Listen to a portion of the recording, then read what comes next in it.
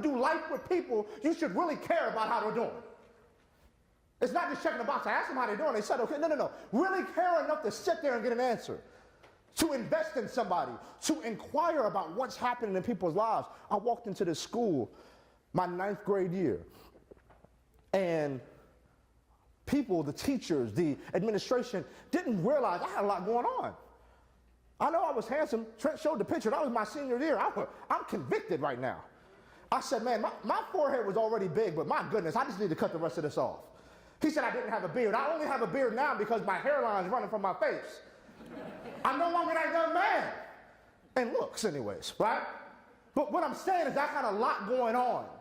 And it meant the world to me when somebody say inquire. When somebody inquired, what's happening in your life?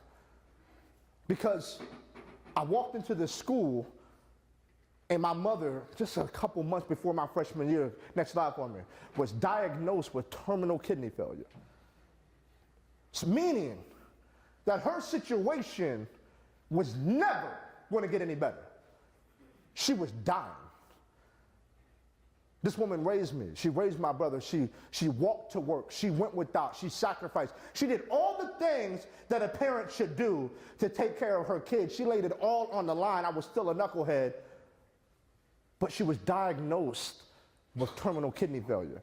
And we couldn't get on the donor list, which meant that my mom's life was coming to an end sooner rather than later.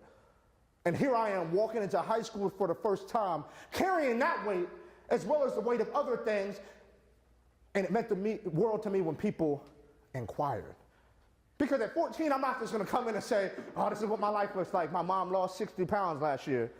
My mom can't keep anything down, and she's hooked to dialysis at home, and she's going in and out of consciousness, and my brother and I have to change her bed because she's wet in the bed and she's dying. Nobody, listen, I wasn't just going to tell anybody that, but those moments when somebody said, man, how are you doing? And they put their arm around me, and they cared enough to know that I was just a 14-year-old kid dealing with the weight of his mom dying in front of him every single day. It meant the world to me. And so not only is that something we should do with our students, I challenge you to do that with each other. Because no one knows what a fellow teacher is going through like a fellow teacher. Like nobody understands the plight of what it means to be responsible for this many kids every single day except for you all.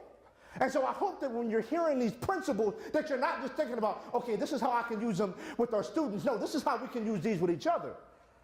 Because sometimes you just need a colleague to stick their head in your classroom and say, are you okay?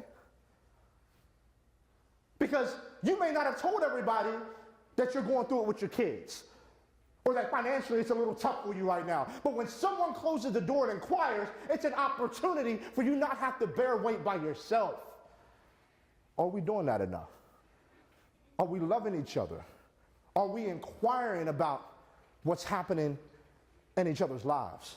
I don't know. It's a game changer when you do.